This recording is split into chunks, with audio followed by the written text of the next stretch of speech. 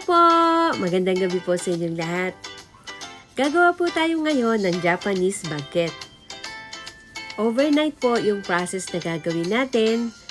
May mga dapat tayong tandaan at dapat sundin na temperature ng ating dough.